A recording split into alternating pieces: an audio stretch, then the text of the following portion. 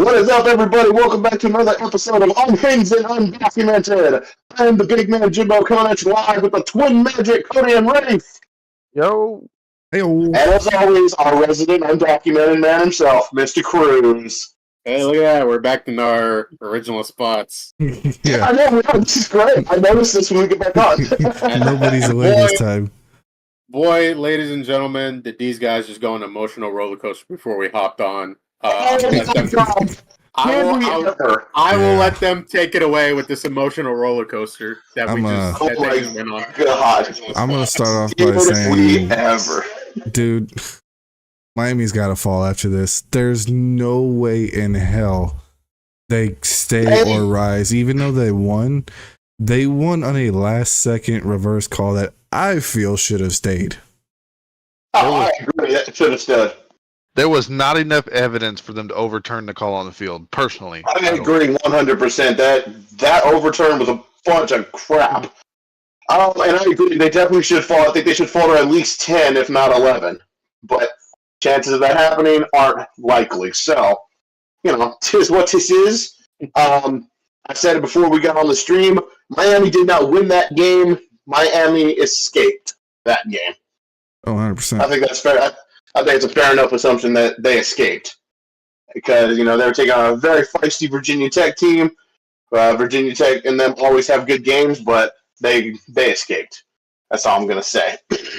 Yeah, that was so I was telling Mark about it, and he said, yeah, but in a bad weather game, you never know. It doesn't matter. They were in the same weather as you. That doesn't matter. Yeah, bull. That's bull. Wait, Mark, are we talking about the same Mark? Oh, 12 packs a day? Yeah. 12 packs a day. Good God. You know what his name is in Shane's phone? Oh, God, what? Whisper. Whisper? Mark, if you see this, man, I'm so sorry, but man, Mark's been sounding like he's been smoking 12 packs a day since he was a kid. I know he's probably getting pissed about it. He's had surgeries on it like multiple times. It just always goes back to the way it is. That's weird, though. That's weird. But anyway, so we got a jam-packed for you guys today. We're going to go ahead and dive into some stuff. Again, we were already just talking about one of our things is Miami and Virginia Tech. They barely escaped that one. They deserve to fall in the rankings, but we'll see what happens after this week. So we're going to go ahead and get started. First thing we're going to start with y'all today, and I'm going to go ahead and spearhead this one. Gentlemen, SEC play for the University of Texas officially starts tomorrow. Here we go. Tomorrow will be our inaugural game in the SEC as we take on who are we taking on? Mississippi State. Dak Prescott's alma mater. I don't know about y'all, but a lot of people are already questioning. Well, they've always been questioning if Texas is going to be able to hang in the SEC and whatnot. But I've been seeing a lot of things about, Texas has never played, in the SEC. They've only played a couple of SEC teams and whatnot. People are already questioning if they're going to be able to hang with Mississippi State and whatnot. I don't know about y'all, but I'm already predicting at least a 3-touchdown win. Yeah, and I'll be honest with you, they seem to forget that Sarkisian coached in the SEC. He knows what goes on in the SEC. Yeah, 100%. And I was actually reading an article, and I saw a video earlier today too that was talking about the top SEC teams right now in college football, and Texas is number one. Wow. They have Texas ranked as the number one team in the SEC right now. Not just because of Quinn Ewers, because of Art Manning and whatnot, but they have them ranked number one in the SEC because how well they're playing all around. I've heard that they're favored to win the SEC right now. Yeah, they are. Their offense is just a monster, led by Quinn Ewers. I know Archie Madden's taking over plays right now while Quinn gets healed up.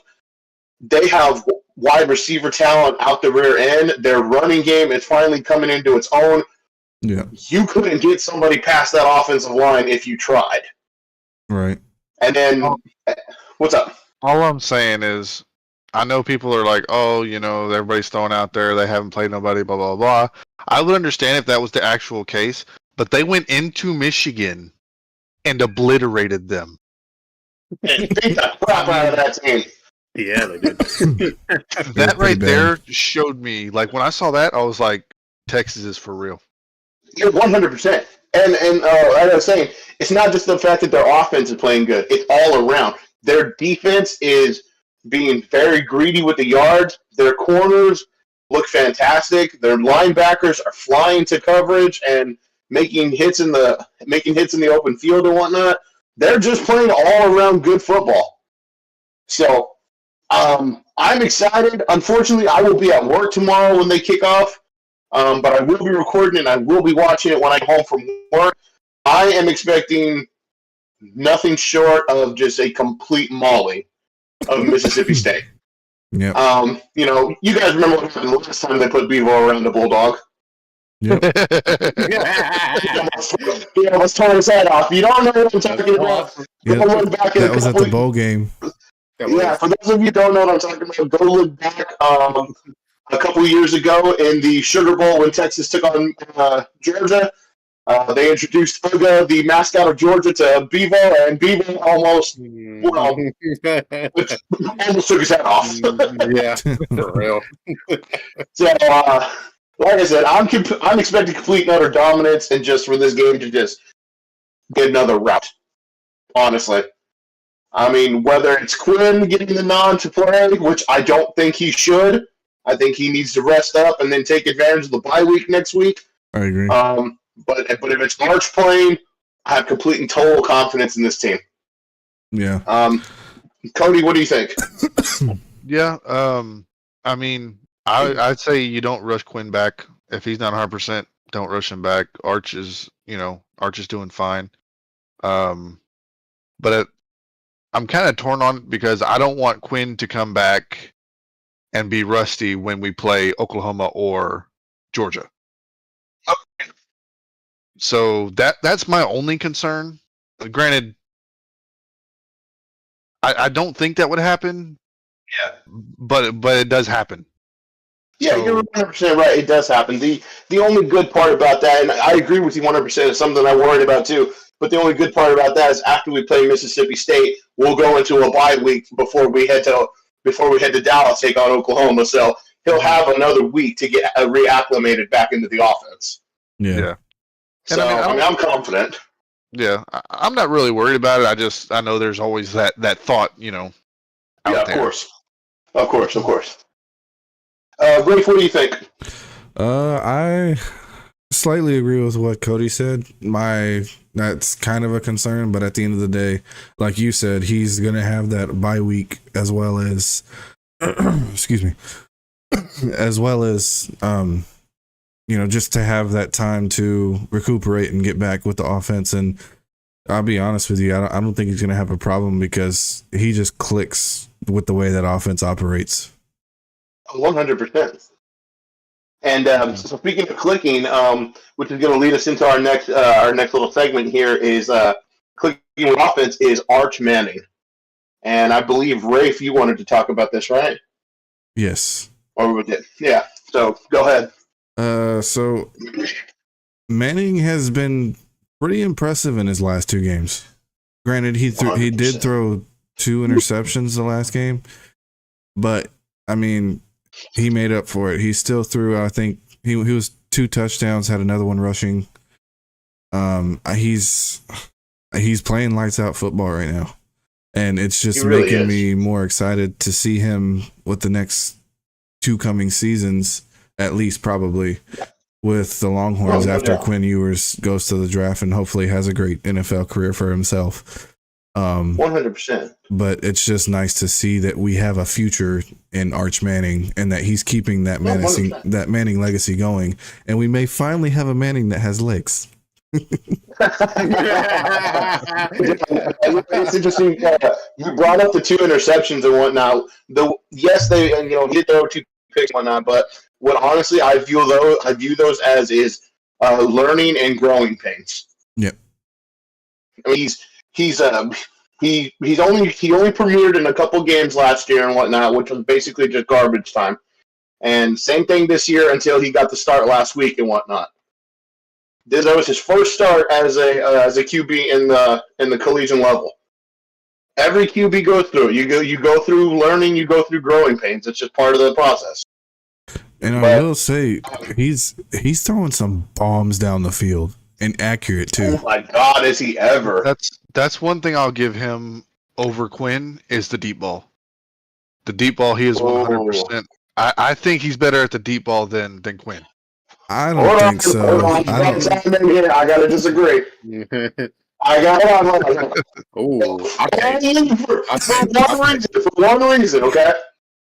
Okay. Yes, he's throwing some dimes down the field, but the couple dimes he's throwing down the field have been a little bit behind. Yeah. Now, if you look last year to the dimes that Quinn threw downfield, they were all out in front of the receiver.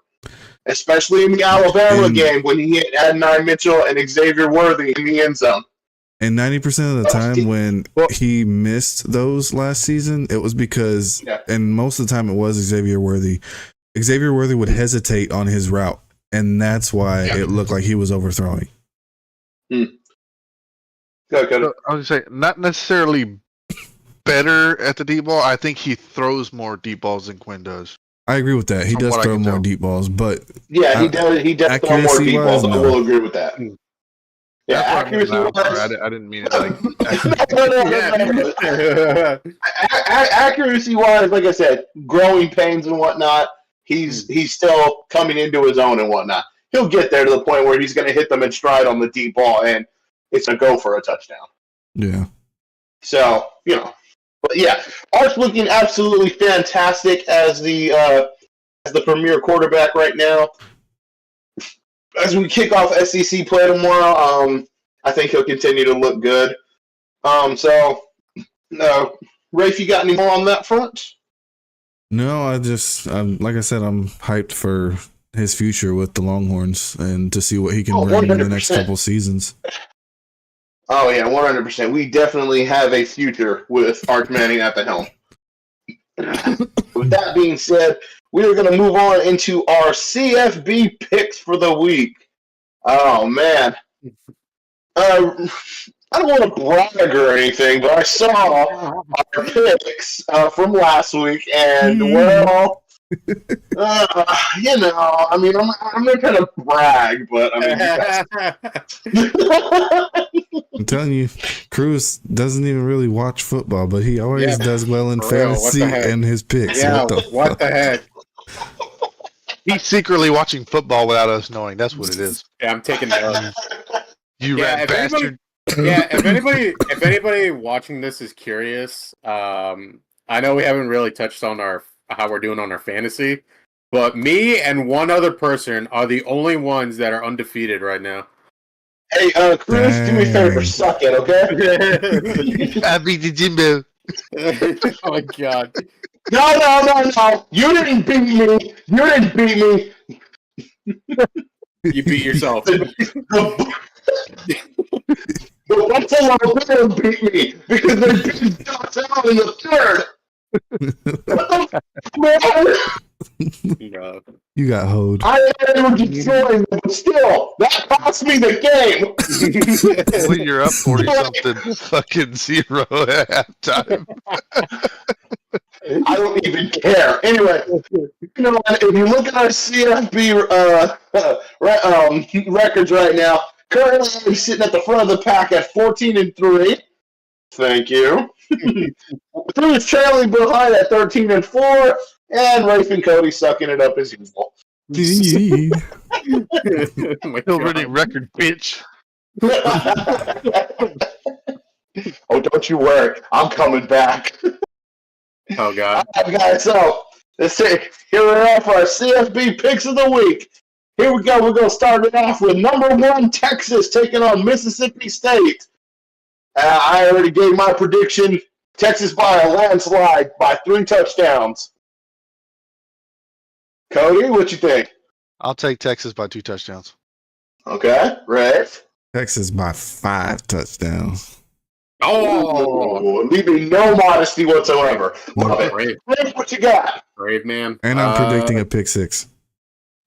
Okay. It's a bold claim. Texas by 3 touchdowns.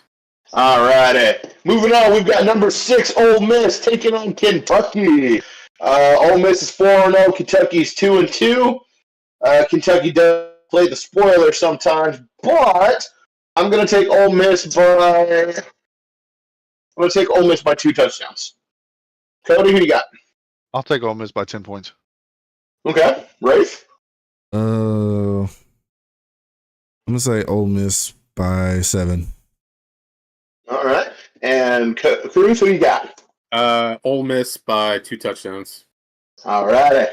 Moving on, we've got number 12, Michigan, taking on Minnesota. I hate Michigan, but apparently the orgy. I mean, Alex Orgy. My bad. I didn't say that. You are stinky. Oh my god. And apparently, Alex Orgy may be their answered prayer to their problem. So I'll take Michigan by 10 points over Minnesota. Cody, who you got? Yeah, I'll take Michigan by 7 points. Okay. Dave? I'm gonna say Michigan by 10. 10. Okay. Cruz? Michigan by 2 touchdowns. Okay.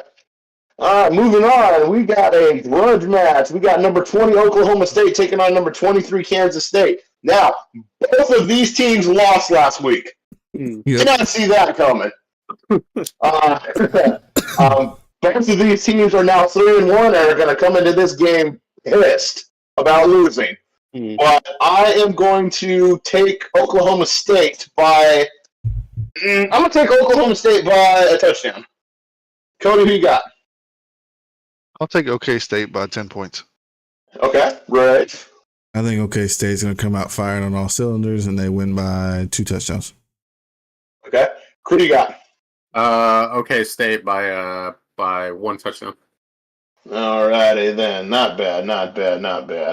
So moving on, sorry, my apologies. Moving on, we got number 22 BYU, who actually beat. Who was it they beat last week? Was it Kansas or was it Oklahoma State? I don't remember. I think it was Oklahoma State. BYU? Yeah, I think so. I think it was Oklahoma State. Oklahoma State. Yeah. Well, anyway, that win took them to 4-0 and got them into the top 25. So BYU will be taking on the Baylor Bears. BYU looked very impressive last week. I'm going to take BYU by 2 scores. Cody. I'll take BYU by 14 points as well. All right. Rafe. BYU by 10. Mm-hmm. And Cruz. BYU by, say, 3 touchdowns. By 3 touchdowns? All right. Moving on, we got number 13 USC taking on Michigan. USC did fumble the ball last week and lost to. Oh, my bad. They're taking on Wisconsin. Sorry. They did fumble the ball last week and lost to Michigan, unfortunately, but still, I don't like either one of those teams. But I think I like USC a little bit less because, they like to run their mouths and say, that they were still the better team when Texas beat them for the national title in 2005. And sorry, Reggie Bush does not deserve his Heisman. Don't care what anybody thinks. Got 2-2-1 teams. Unfortunately, I'm going to say USC gets the dub by a touchdown. I'll go USC by 3 points. Okay. Rafe? USC by 14. Okay. USC by a touchdown. Awesome. Moving on, we've got number 15 Louisville taking on number 16 Notre Dame. Louisville is still undefeated at 3-0. Love to see it. Love to watch Notre Dame lose. I'm going to take Louisville by 10 points. I'll take Louisville by 2 touchdowns. Okay. Louisville by 17. Interesting. And Cruz. Louisville by 2 touchdowns. Awesome. Moving on to next, we've got number 21 Oklahoma taking on Auburn. Expressed just how happy I was last week watching Oklahoma just get handed by Tennessee because the score wasn't a wide margin, but Tennessee just owned them the whole game, and I loved it. But unfortunately, with that loss, I say Oklahoma is going to come out very pissed off and just take out a lot of frustration on Auburn. So I'll take Oklahoma by 3 touchdowns. Okay. Okay. Nice. Good talk. I was will thinking what I'm take. thinking. Fuck it, I'm taking Auburn by a touchdown. Whoa! Oh my! Okay. Something fresh. Cody was thinking what I was thinking. I'm taking Auburn, but I'm saying they're gonna go off. They're gonna take it. They're gonna take advantage of Oklahoma's loss last week and just pound them down some more. Oh my man, we got 2 taken 17 for Auburn. points. All right, Cruz, who you got? Oklahoma or Auburn? I'll take Oklahoma by. I'll say by 1 touchdown. Okay. All right. Moving on, we got number 25, Texas A&M, taking on the Razorbacks of Arkansas. This is gonna be my upset of the week. You don't like it? Blow me. I'm taking Arkansas to upset Texas A&M in College Station by 10 points. Cody? I'm gonna take Arkansas by 17 points. Ooh. Arkansas By by margin. 14. Cruz? Arkansas by 2 touchdowns. So obviously unanimous. Razorbacks. Right, moving on. We got number 17, Clemson, Mr. taking A&M on. East. We got Clemson taking on Stanford. Clemson is ranked number 17. Both teams are at 2-1. I think. Clemson just completely demolished NC State last week, and I was a little shocked by that. So I'm gonna say Clemson keeps it rolling and gonna beat Stanford by 2 touchdowns. I'm gonna be bold on this, and I'm gonna say Stanford takes a last-minute field goal win. Oh my! How interesting. Red. I'm going Clemson by 7. Okay. Cruz. Clemson by 2 touchdowns. Okay. Moving on, we got number 18, Iowa State, who is still undefeated in the Big 12, taking on the University of Houston Cougars. Iowa State, easy win. I'm going to say 3 touchdowns. I'll take Iowa State by. I'll say 17 points.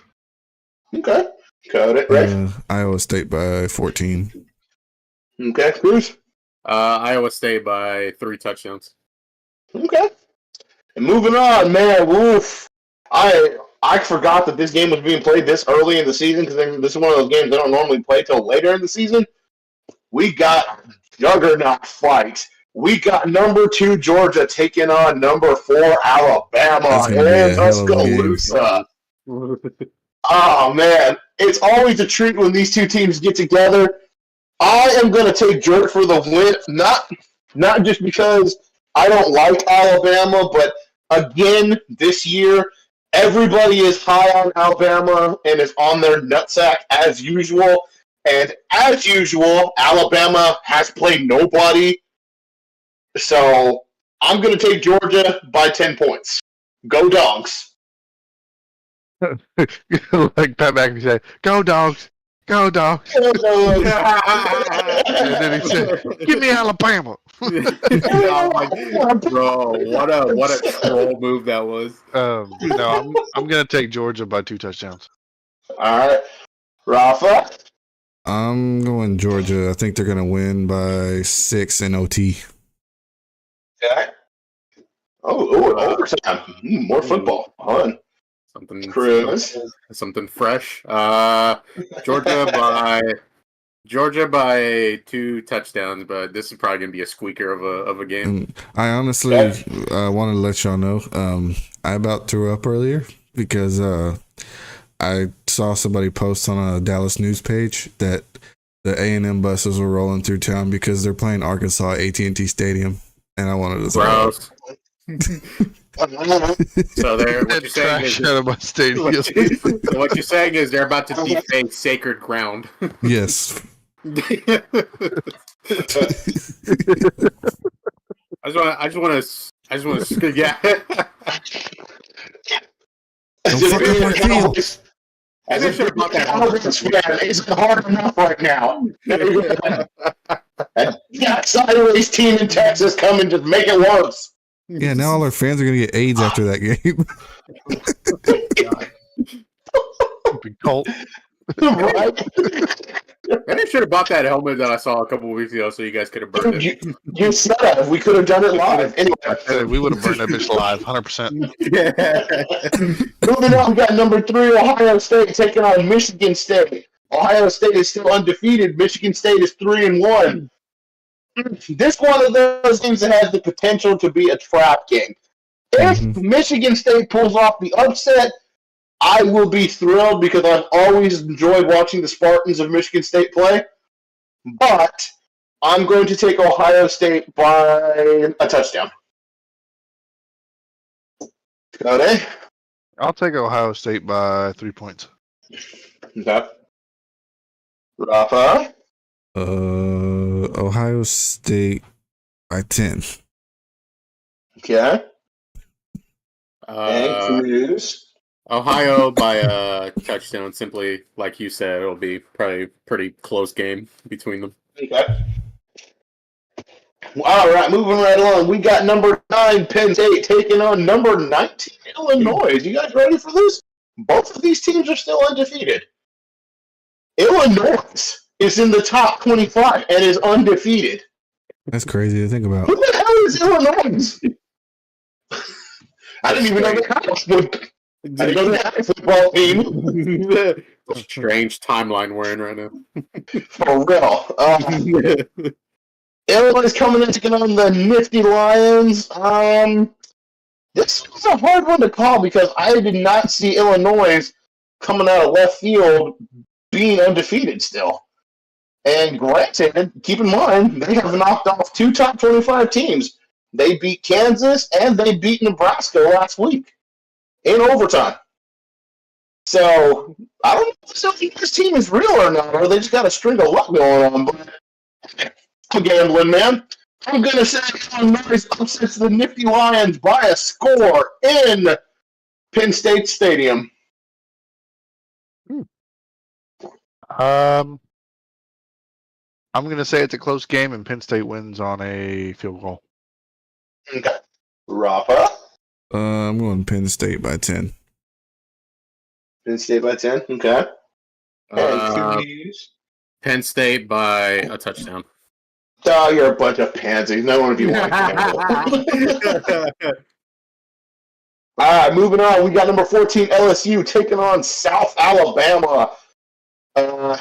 So, if you've forgotten who South Alabama is, they are that team that beat the crap out of Northwestern 87-10 2 weeks ago. And then turn around, Yeah, they did. and then they turned around and beat the crap out of Appalachian State 48-14. So, they will be taking on the Tigers, man, in Death Valley. So, they've been playing okay football, but I don't think they're playing well enough to upset LSU, especially not in Death Valley. So I'll take LSU by 10 points. I'm going with the underdog. Oh, my. By 7 points. By 7 points. All right. Red, who you got? I'm going to say LSU trumps them by 17 at least. Okay. LSU by 2 touchdowns. All righty. Moving on, we've got... So this is one of those things that actually kind of pisses me off a little, this game, okay?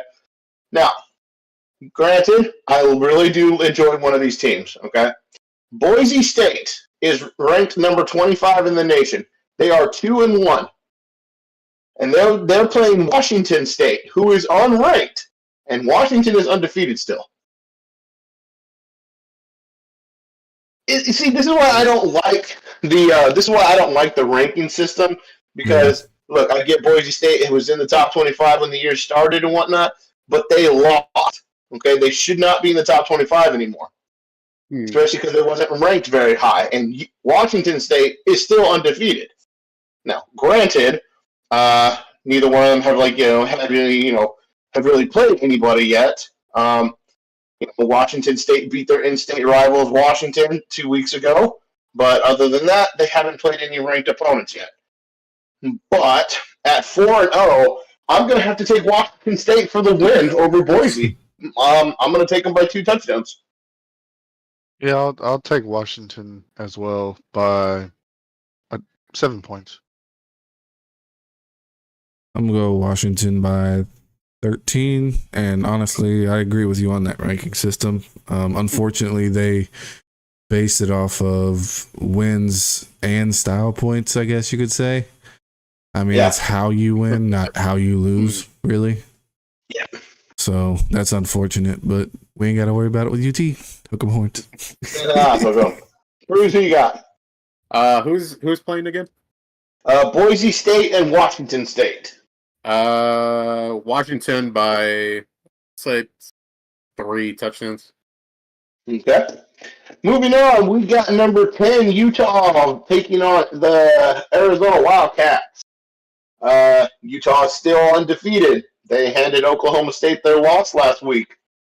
I'm going to take Utah, man. I think this Utah team is for real this year. I'll take Utah by 10 points. I'll take Utah by 14. Okay. Utah by 7. And last but not least, Cruz. Utah by 2 touchdowns. All right, guys, and this is going to be our last game, and we'll wrap this one up. We got number 8, Oregon, the Ducks, who are still 3-0, taking on UCLA, who is playing a little bit subpar this year. I thought they'd be doing better than what they are right now. They're 1-2. Oregon is the spread on Oregon is minus 25.5, so I'm going to take Oregon by 2 touchdowns. I'm going to take Oregon by 3 touchdowns. Okay. I'm going to go Oregon by 17 points. Oregon by 2 touchdowns. All right, and that is going to wrap up our picks for the CFP for this week. Join us next week to see whose record improved. I'm pretty sure mine will still be the best. So we're going to be moving right along here. We got some. So next thing we want to talk about is the NFL and last night's game for the Cowboys. As you can tell, it didn't go so well, according to Jimbo's sigh of depression. Look, I'm sorry, okay? 3 out of the 4 people on this cast are diehard Cowboys fans, okay? And as you can see from each individual screen, none of us are excited. None of us. No. And I think, gentlemen, I can go on a limb here and say there's nothing to be excited about. Except for one thing. Except for one thing, but we're going to get into that in just 1 second. So the only...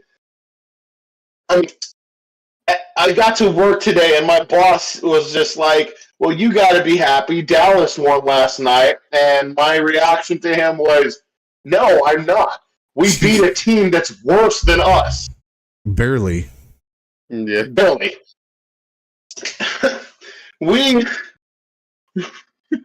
I don't know what the problem is, but man, we are a sorry-ass team right now. We are... Oh, God. I'm going to go out on a limb here and say, guys, I think we have just officially shit the bed. I agree.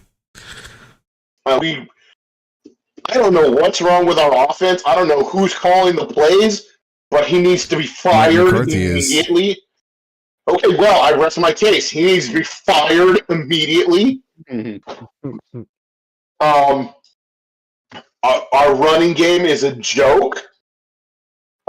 Despite the fact that Rico Dowdle looked like he got a little bit of a rhythm last night, just a little, our running game is a complete joke.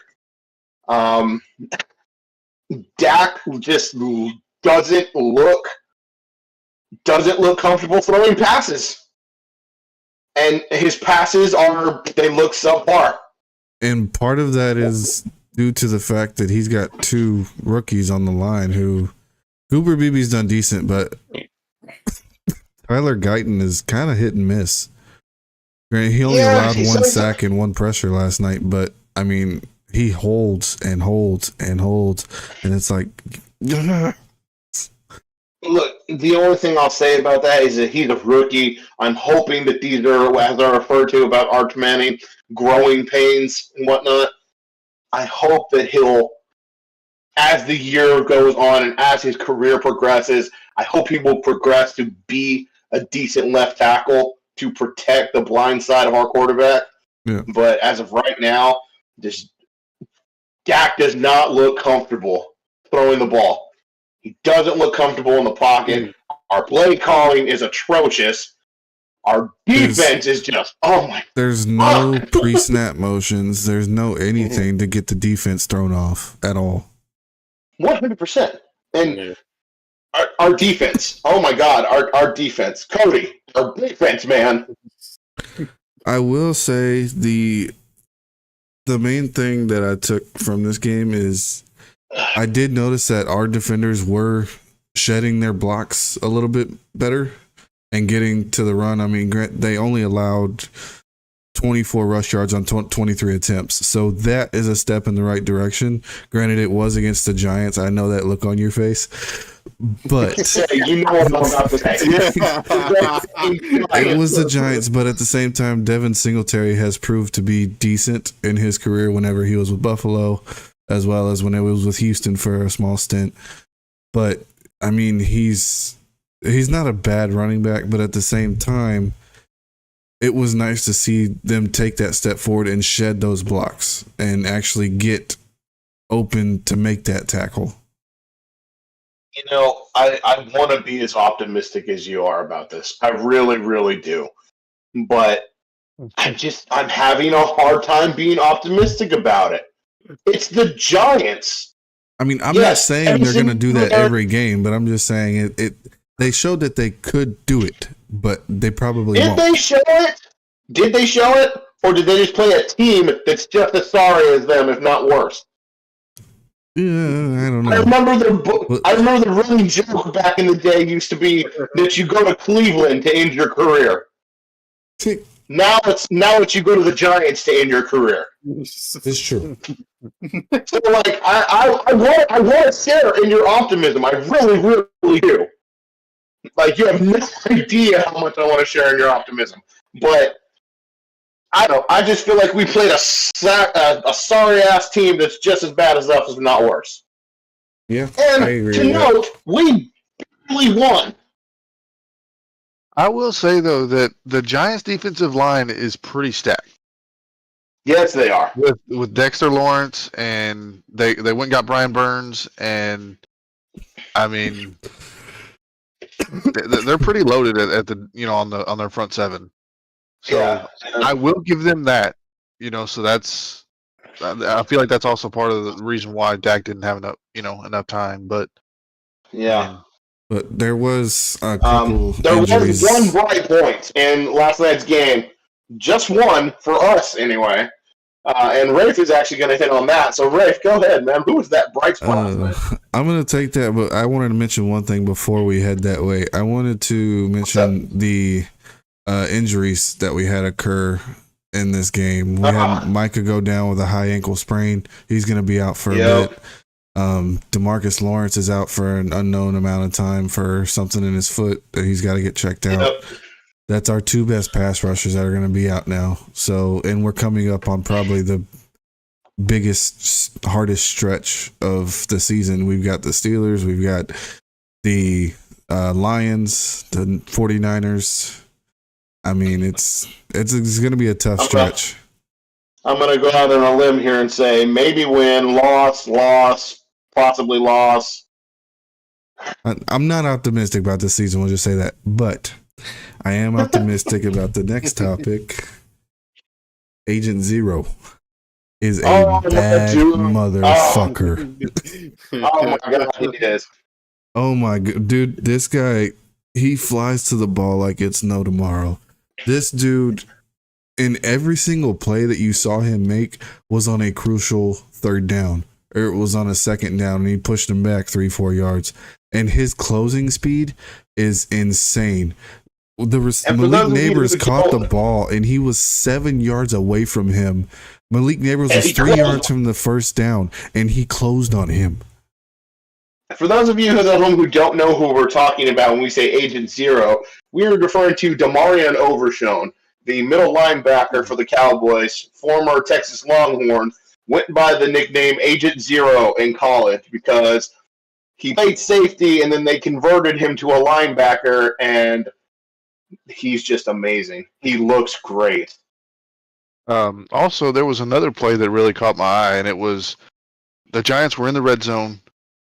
They threw the ball to one of their receivers who was about 7-8 yards out from the touchdown, and DeMarvion was at about the 2-yard line whenever the ball was caught, and somehow managed to catch up to that guy and tackle him before he got to that end zone. I know his exactly what you're talking about. Sideline speed is so fucking fast, and that's something that I've talked to several people about, including my boss. Because my boss has seen some of his highlights from the highlight reels and whatnot, and it was something that I talked to him about. He's a converted safety, and you see those signs of his conversion from a safety with his closing speed.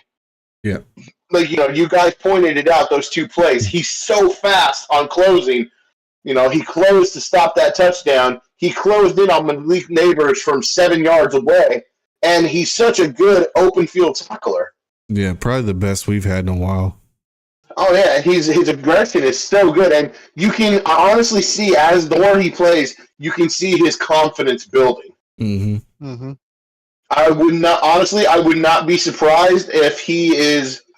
I would not be surprised if he's in the talks for comeback player of the year this year. I was going to say the same thing. That dude, I mean, nobody else I don't see having that right. I mean, unless Trayvon Diggs, comes out and plays lights out. But right now, DeMarvion Overshone is showing up everybody in that defense. Rafe, can I share my screen real quick? I just want to. Yeah, go ahead. I want to show this one play, the one I'm talking about, because it's absolutely insane. Screen. Here, let's do this. There we go. Let me know if you guys can see it. Got it. Got it. Yep. This is the play I was talking about too. This play. Yes. So they throw it out to to the receiver on the left-hand side. Look how fast he gets to that ball. His closing speed is just crazy. Now, mind you, look where he's at. Okay, so he's right here around the 2-3 yard line, and he's getting picked by Neighbors. So he gets picked by Neighbors, or attempted to be picked. He's watching the quarterback, right? And he sees, okay, the quarterback's going to this guy, and immediately just heat-seeking missile to this receiver. Boom. To save the touchdown. Yeah. His aggression, his closing speed, man, it makes him such an elite player. And that's what I want. Yeah. And some people may think that, that's what they're supposed to do and whatnot. But you got to keep in mind that last year was his official rookie year. Yeah. And he tore his ACL and he missed the whole season. So this technically is his rookie year. This is his first time actually playing in the NFL, playing on the big stage. And he's looking exactly what I expected him to look. To come out aggressive, to come out hungry, to come out just flying all over the field. Yep. So, hats off to Damarian Overshone, Agent Zero, former Texas alumni. We love you, man. Keep the good work up, man. Just keep playing your heart out. We're gonna keep following you and keep giving you love and praise.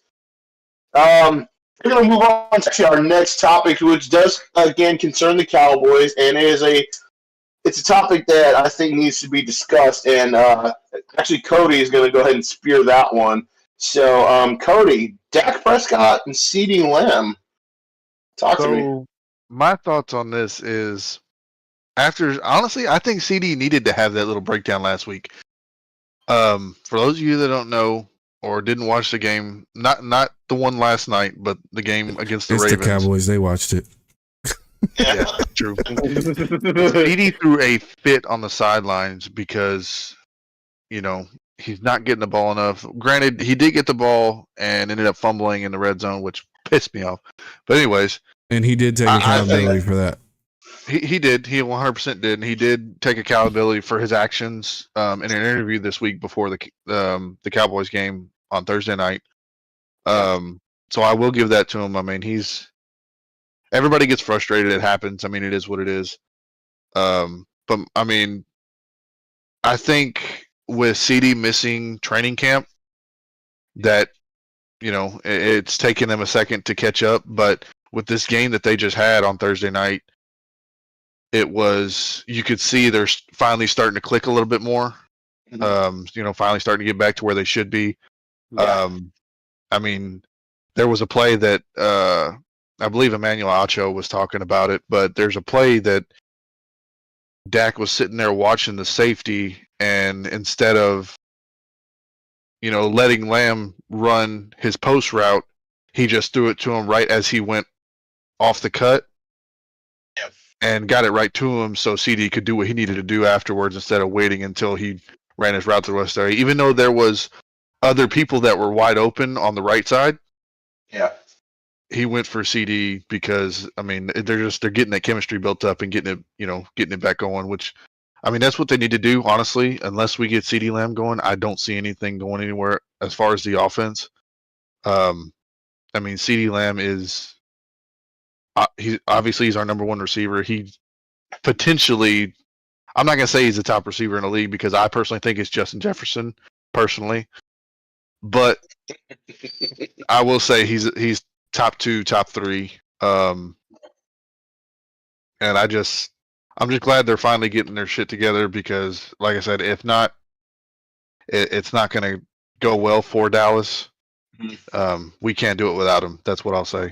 I love the way that they're integrating him completely into the offense. They lined him up at running back. They lined him up and gave him some sweeps. They lined him up in the slot and the outside. They're putting him in situations to where he can get the ball and have that confidence to where, I mean, you saw last game before this one when against the Ravens, he had drop after drop after drop. This game, I think he dropped maybe one pass, and that's because it was a deflection. Yeah. But he's coming into his own right now, and I think that's going to help, spread the wealth per se with Cooks being out there, and Jalen Tolbert's looking half decent. But I think CD in general, I think he's going to come up, be 1,500 yards this season, at least. But it was nice to see him even getting the small little curl routes for 5 yards, for 6 yards, 8 yards. Just getting him the ball is something that they needed to do to show that they invested in him and Dak for a reason. Oh, of course. Yeah. Well, I mean, not only that, it's between that and after the Ravens game, there was somebody had recorded Dak saying, jump off if you want to, please jump off, and everybody was throwing a fit about it, saying, oh, he shouldn't talk to people like that, blah blah blah. I was like, he's talking to the people that are like, you know what, fuck it, I'm done, you suck, fuck you, blah blah blah. Which I get it. He's just basically saying, hey, y'all can jump off the train if you want to, but don't hop back on if we start winning. Yeah, 100%. I get that. I can't be mad at him for it. I mean, at the end of the day, I'm pissed off because of how they're playing, but I'm still going to watch them. Yeah, 100%. Yeah. I mean, and then there was an interview today, or I watched not every today. game when they went 3-13. Mm-hmm. Yeah, there was a post game interview that he had yesterday. I don't know if you guys saw this or not. But after the game yesterday, he was in a post game, and people were throwing a fit and pissed off at him in the comments section because he was like, "Hey guys, I got to cut this. I got to cut this short. I got to go see my family." His girlfriend and daughter and his little baby flew to New York to watch the game with him, and everybody's throwing a fit because he wanted to go spend time with his family. It's stupid. For real. As far as Dallas goes, their play isn't anything to be excited about right now. I'm really hoping they'll turn a corner, especially offensively and whatnot. Of course, our defense has their own problems right now, but I'm hoping that after this game, their offense will definitely turn the corner with Dak and the CD connection. The only thing I'll say is that we did have we had two other bright spots on the offense, and that was in Jake Ferguson and, believe it or not, fullback Hunter Lipke. Oh, dude. Dude, I'm a Hunter Lipke fan. Oh, I mean that stout white boy is making plays out of the backfield that are crazy. That's what the announcer was saying last night. He was like, yeah, he's whatever he needed to be. He's a tight end, running back, fullback.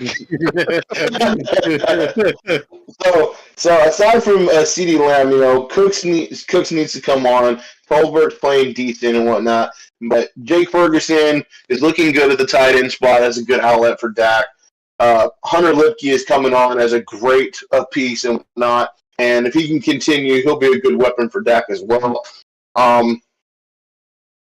Like you said, like we were saying, Dallas's play has been nothing special and whatnot. And I agree with you that Jay Jetts is definitely probably the premier wide receiver in the NFL right now, only because he's got the resurgence of the GOAT, Sam Darnold, just flinging passes to him. Oh, I don't care what anybody says. I believe in Sam Darnold. Hey, I will tell you. Oh my God, I saw that. Did I not tell y'all last week that they were going to mollywop the Texans? I told y'all that was going to happen. I thought the game was going to be closer than that. But and you're 100% right. They kicked the crap out of the Texans in Houston, so that was a statement made. But anyway, I really hope that Dallas will turn a corner and whatnot before the end of the season because, of course, like I said, their play is nothing to be excited about. But we're Cowboys fans. Of course, we're going to watch. No, we're barely at 500, but you know what? We're Cowboys fans. We're going to win the whole thing. Eventually. Eventually. So, with that being said, we're going to go ahead and move into our NFL picks for this week. We got some games going on this week. First game was last week. Dallas picked up the win over the Giants. Got us back to 500. So, kicking off this week, we've got the Broncos taking on the Jets. The Broncos shocked me last week. Going in Tampa Bay and taking Tampa Bay down. I think Bo Nix is finding his steps. Mm-hmm. I think it took a minute, but I think Bo Nix is definitely finding his feet. And so we got the Broncos taking on the Jets. A lot of people were kind of skeptical about the hype about Bo Nix. I'm going to believe in the hype. I'm going to say the Broncos beat the Jets by a touchdown. I'll take Jets by a touchdown. Oh, suck it. I'm going to take Jets by 10. Right there. Oh man, is everybody going against me? Cruz, who you got on this one? No, I'll take the Broncos by let's say 2. They're the Broncos to break all your hearts. I'm start channeling my inner Pat McAfee. Moving on, we got a divisional matchup in the Vikings and the Packers. I said it just a few minutes ago. I believe in Sam Darnold.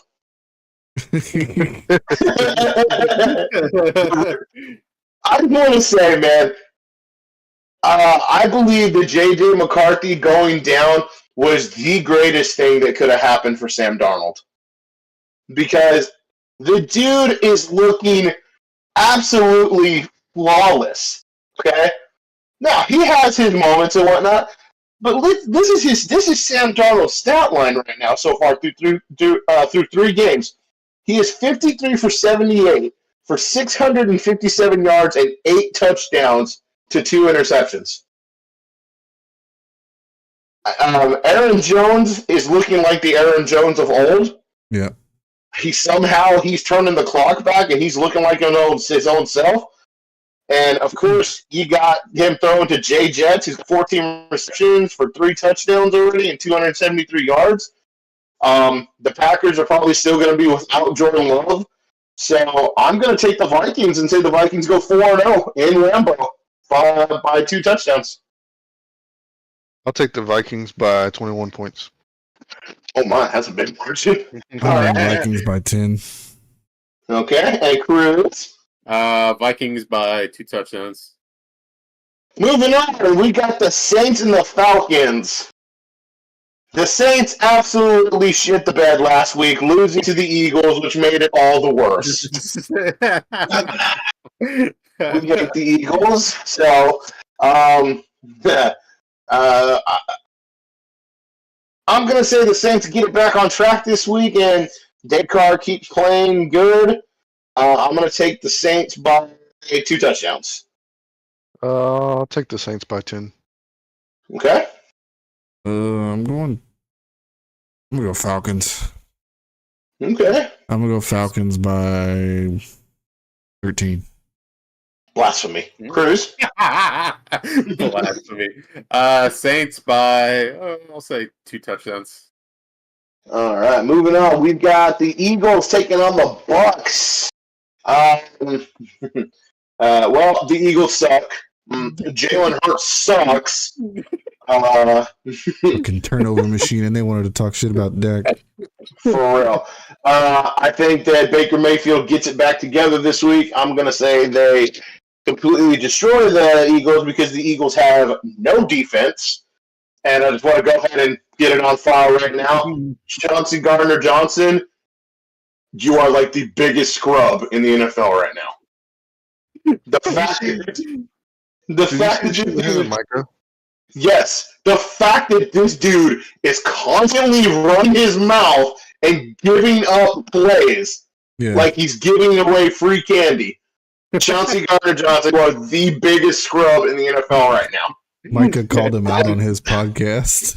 I hope he sees this. I hope so. I really hope somebody sees this and gets it back to him. You want to come by and talk with me? Let's talk about it. I would love to. Hashtag Joey's Mom 25. Come find me, buddy. Oh my god. Well, first of all, he replied like a jackass because Micah didn't say, "Who is this guy?" He didn't say, "Who are you?" Like, I don't know who you are. He said, "Who do you think you are?" Yeah.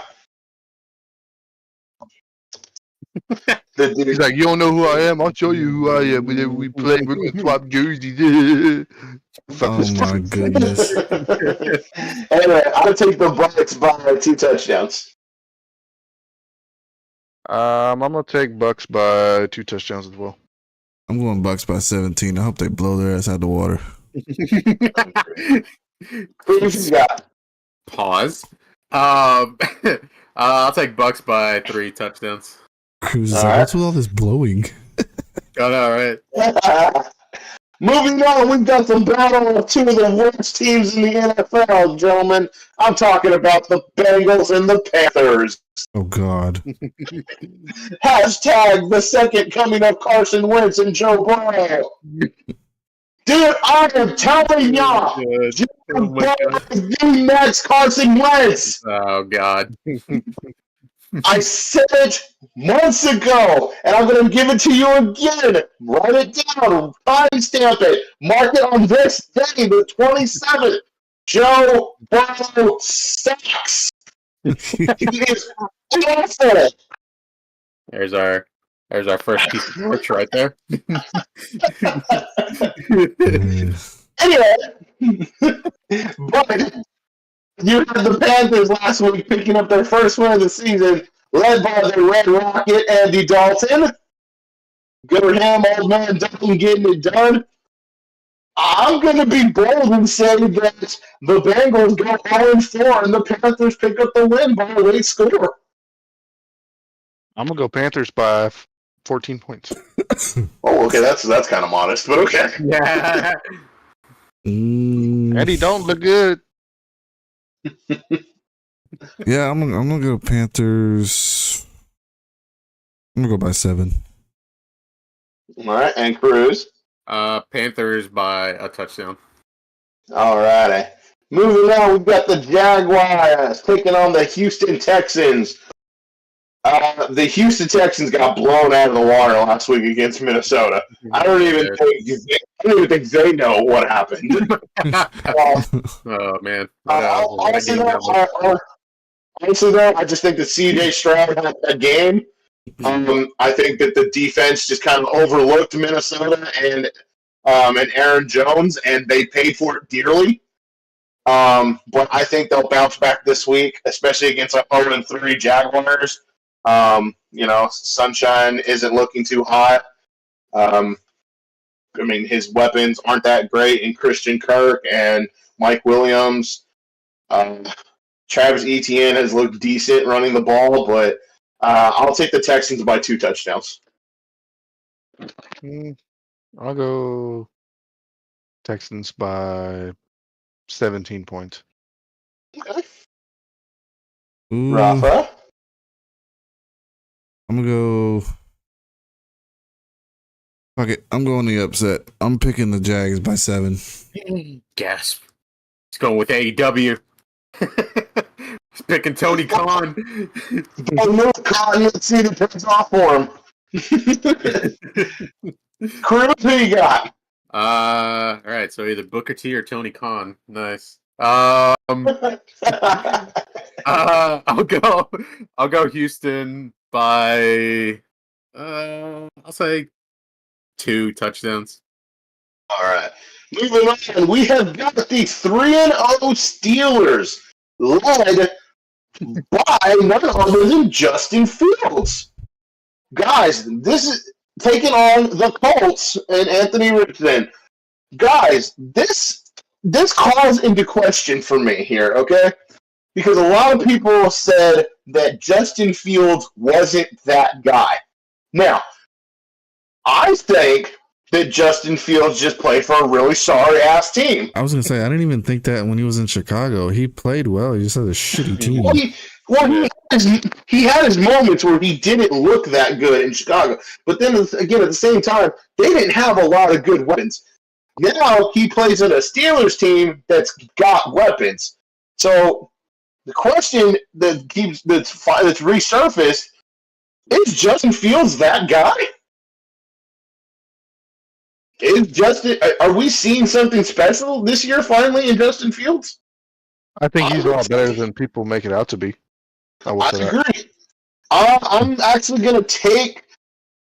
I'm going to take the Steelers to upset the Colts. Although Anthony Richardson is playing good football and whatnot, I just don't think they have enough firepower to take the Steelers out. So I'm going to go ahead and take the Steelers by a touchdown. Yeah, I think Pittsburgh's defense is too good for Indianapolis. So I'm gonna take Pittsburgh by, I'll say 10 points. I'm gonna say Pittsburgh by 3 just because they always have close games. They never really blow anyone out of the water. They blow who in the water? Oh, you. Cruz, that's disgusting. Oh God. Steelers by a touchdown. All right. Moving on, we've got the Los Angeles Rams taking on these.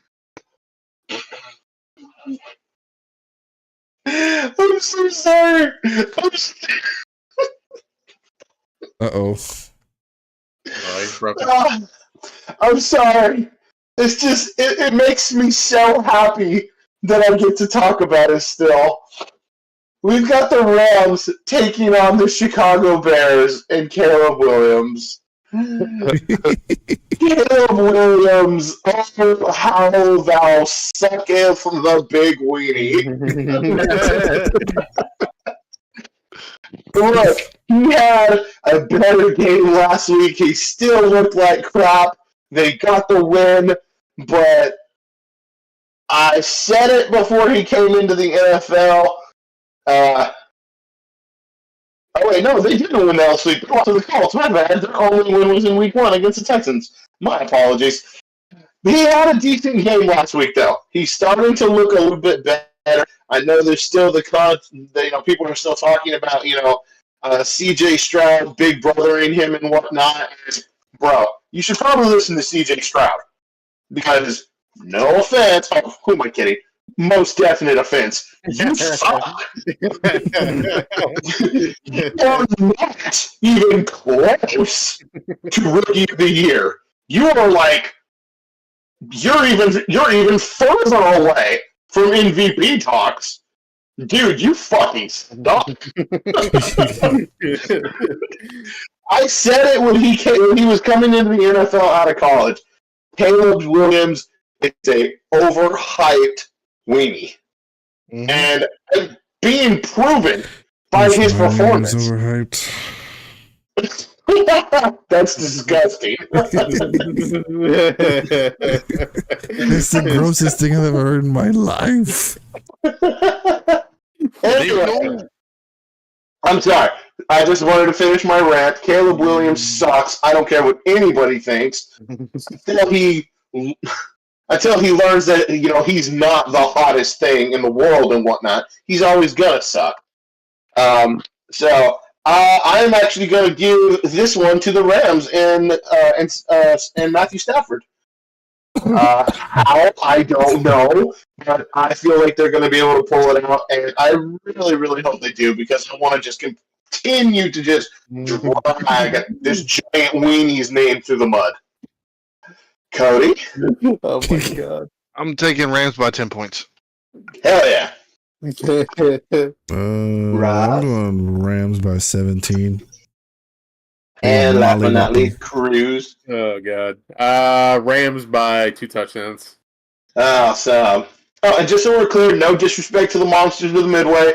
I love the Bears. I've always liked the Bears. Mm-hmm. When Ron Rivera played for them, when Brian Urlacher played for them and whatnot, I like the Bears, but until y'all get rid or fix that thing y'all call the future and the quarterback, yeah. Y'all suck. Oh my god. Moving on, we've got the Washington Commanders taking on the Cardinals. Guys, is Jalen Daniels already making his argument for Rookie of the Year? I'm going to say yes. I think he is. I've seen him play. He looks pretty damn impressive. Now, and here's the reason I like Jalen Daniels is because he didn't come into the NFL like a complete jackass like other people we know, Caleb Williams, saying that he is the best quarterback to be drafted. That's why he's the number 1 overall pick, because he's the best. Dude, you suck. Anyway. I'm going to actually take the Commanders to beat the Cardinals. I think that Jalen Daniels is finding his way. He's making terrific passes. He can make it happen with his legs. I'm going to take the Commanders by 2 touchdowns. I'll take Commanders by 3 points. Okay. Commanders by 10. Alrighty. Commanders by 2 touchdowns. Good stuff. Moving on, we've got the New England Patriots taking on the 49ers. The 49ers suffered a defeat last week. Shame on them. But they'll be taking on the Patriots, who, the Patriots aren't really ever that good.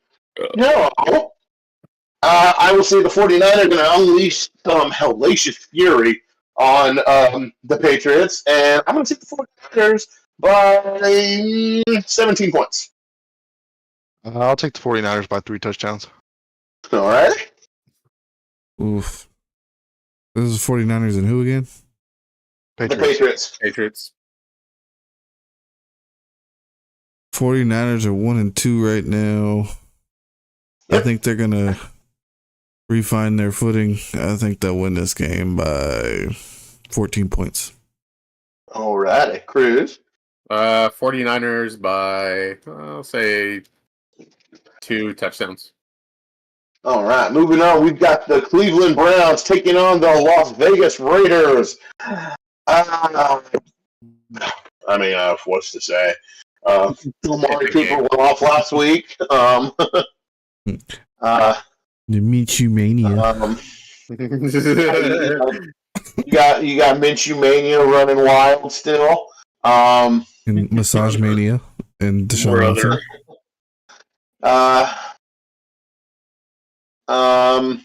This would be an interesting one. I mean, neither one of these quarterbacks is that great. Their running backs are pretty on par with each other. Devontae Adams is going to be out for this game. I'll give this one to Cleveland by 10 points. I'll go Cleveland by 7 points. Go ahead, Rich. Oh, Cleveland. Cleveland by 3. Okay. Cleveland by a touchdown. All right. Moving on, we've got the Los Angeles. Wait, no, they're not. Are they still Los Angeles? No. Yeah, we've got the Los Angeles Chargers taking on the NFL referees. My bad. Did I say that? I meant the Kansas City Chiefs. I was hoping somebody would bring that up. God Bro, dang, it's dude. so bad. It's It's insane, bro. incredibly bad. Mm-hmm. For those viewing, or for those who will see this, you don't know what we're talking about. Just go pull up some of the highlights for the Chiefs games this so far, and there's been a lot of talk and a lot of argument that the refs are going heavily in favor of the Chiefs, and there's a lot of evidence to support it. They're on the payroll. Yeah, so And I'm normally The not a blame the refs type of guy, but they're blatantly Yeah, it's like insanely bad. obvious. yeah, I blame that. That devil worshiper up in the box, Taylor Swift. Oh, God. You mean you're not a Swiftie?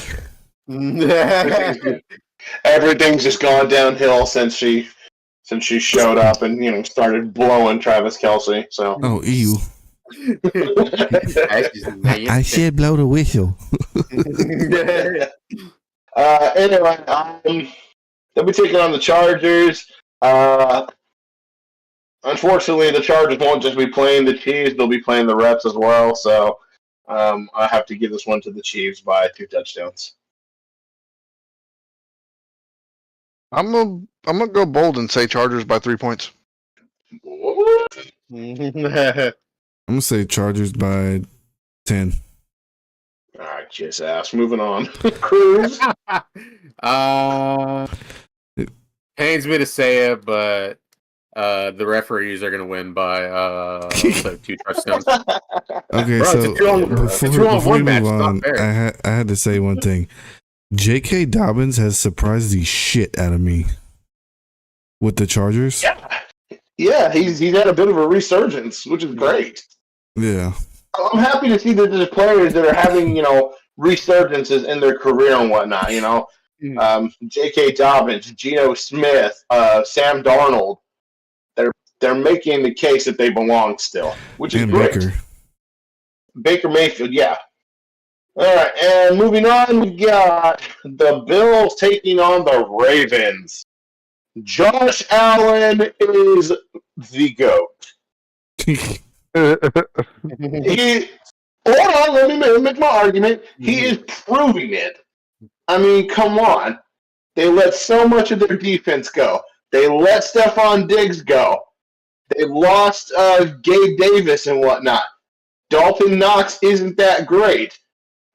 But somehow, they are running it up. Keon Coleman. What? Keon Coleman, his new receiver. Yeah. And that other guy, Shazier or Scherzer? Here. Yeah, that one, Shakir, my bad.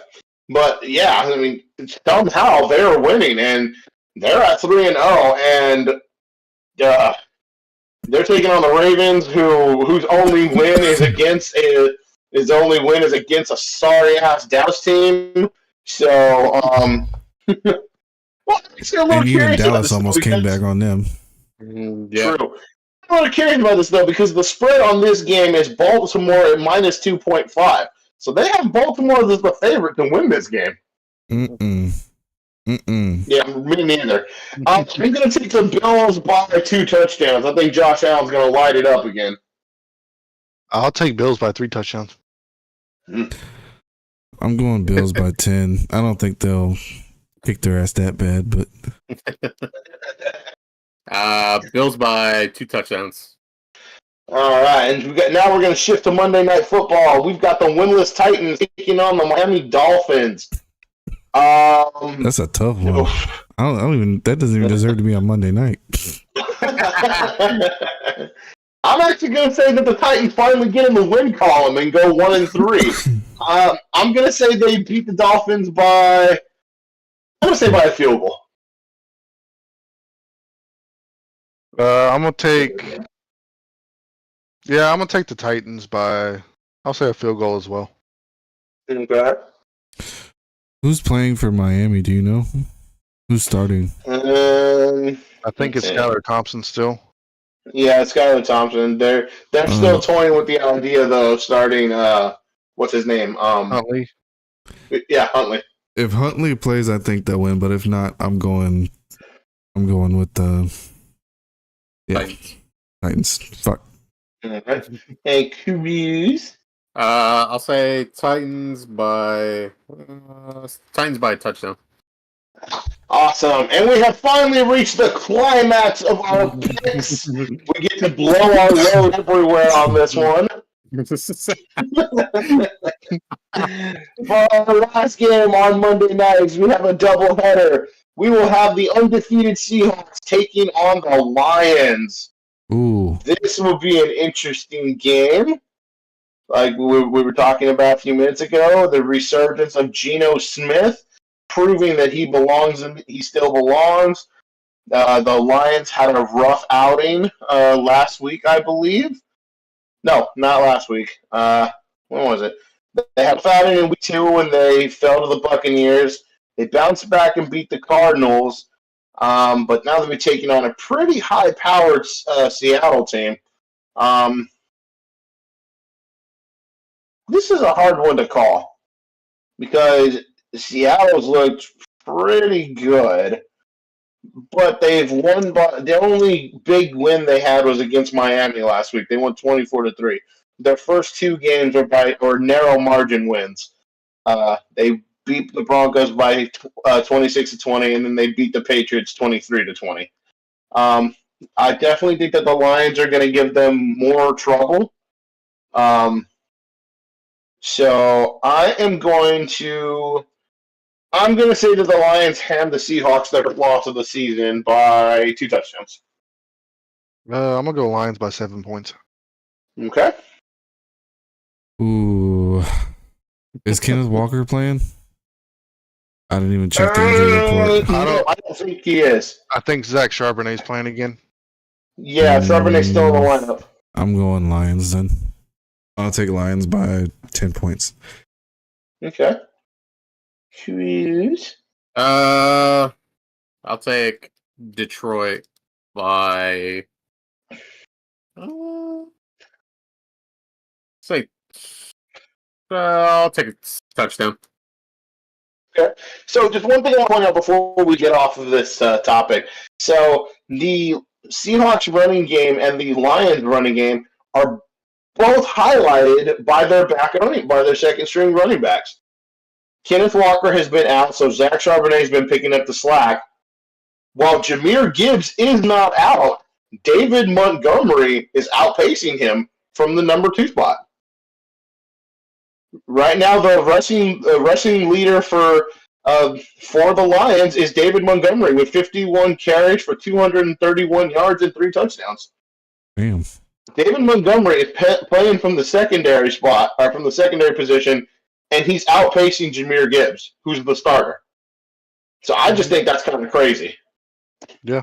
But Geno Smith and Jared Goff have similar stats in both completions, yardages, and touchdowns and interceptions. So, I mean, this is going to be a good game. But like I said, I think the Lions will give them hell and give the Seahawks their first loss of the year. That is all we have got for our NFL picks. Now, here are our records for our NFL picks for last week. We are all 6-9. We all suck. Yeah. We're all 6-9. We all kind of suck. Yeah. I mean, to be fair, just nobody showed up last week. No, not at all. I mean, like, everybody that was supposed to win lost. All right, guys. When you guys since we're about to hop over to Raw, I will be right back. I'm gonna go ahead and let y'all start on that. I will be right back. Y'all go ahead. Sounds good. All right. So as he's going to take a little hiatus, we're actually going to hop over to Wrestling Talk. So with that being said, I'm going to give the mic to my number one undocumented man himself, Mr. Cruz. Oh my God! Look at that microphone right here. Oh. I need the Mr. Kennedy mic, like the one that comes down. Mr. Kennedy. That'd be sick. Nah, that'd be sick. Cruz, my man, what do you want to talk about? I don't know, Cody Rhodes. There's a lot to talk about.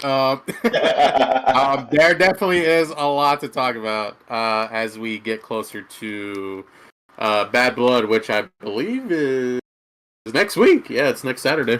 Yeah. Is it? Oh wow, it is. Yeah. Yeah, it is. So yeah, we'll just go ahead and kick off with Raw. Oh my God, what a show! What a Great show. Oh my God, Rafe, I think you wanted to talk about the Rhea Ripley. I did. You're gonna go ahead and get kicked off with it. The thing that impressed me most about this promo is the way that Rhea and Liv have flipped their roles in this whole Judgment Day thing has really impressed me. For the fact of everybody really hated Rhea at first, and then the whole mommy thing happened, and everybody started being like, mommy. Time out. Okay. That's going a little bit far. I never hated her. So I not hated her, mommy. So nobody hated her, but everybody basically she played her heel role very well. Yeah. But I now wanted her to be my mommy. She's flipped, and now she's Mrs. Yeet herself. Yeah. I know what you're talking about, though. How they did a complete 180 and turned her face was crazy. And in this promo, she announced that Dominic is going to be locked inside of a shark cage during her match. Yep. That's going to be insane. Yeah. And then that headbutt, oh my God. She headbutted the shit out of Liv. That was the meanest headbutt I ever saw, man. That was, man. That was all contact. She had Liv seeing all tweet. Right? Oh God. No, but you're right, dude. It's crazy how much the whole mommy thing went over. It kind of reminded me of Becky Lynch when they tried to make her a heel and she started like the man gimmick, and we didn't hate her, like we still cheered for her, and so it kind of just organically got over by itself. So no doubt. They made it official on Monday for the Rhea Liv Morgan match. Dominic will be hanging above the ring in a shark cage. So I'm so excited for that. My favorite part was when she dropped the line that Dominic, during the match, you're going to be right where you belong, behind bars. And Dom, you could just see him yelling. He's like, I don't want to go back. I can't go So, back. I had a thought talking about about? this too. What if they took this idea? Because Dominic recently talked about this on Impulsive, I believe. He talked about how originally he was supposed to be hung above during that custody match with Ray and Eddie. Oh yeah. I wonder if that stemmed from that what if idea. this is- Probably, bro. Probably. That's great. That is great. That's still such a crazy idea that they had for that match. I can't imagine how different that match would have been if they went that route. He's just Dom just hanging there. Oh my god. So we had that. So I'll kind of highlight some of the other like the in-ring action and stuff like that really quick. Mm-hmm. So we had Sami Zayn and Ludwig Kaiser kicking off the action for that night. Sami Zayn picking up the win against Kaiser. Kaiser and Gunther get involved in a beatdown with Sami Zayn. Gunther still denying him a match for the world title. China. So Crazy. right. Bro. Or the Weasel, as Rafe calls him every time he sees Kaiser. Fucking His weasel. face is like his face is just so weird looking. He's built like a weasel. You're not wrong. He's like straight up built like a weasel. Then we had Dragon Lee versus Carlito. Dragon Lee picking up the win. Continuing that little rivalry between the LWO and the Judgment Day. I mentioned his ring gear was awesome. Bro, his entrance gear was so sick. That was some WrestleMania level entrance gear for that. Oh my god. 100%. So sick. We were gonna have The Miz versus Bronson Reed. The Miz trying to get back for the defeat a couple weeks ago, and then Bronson Reed taking out R-Truth.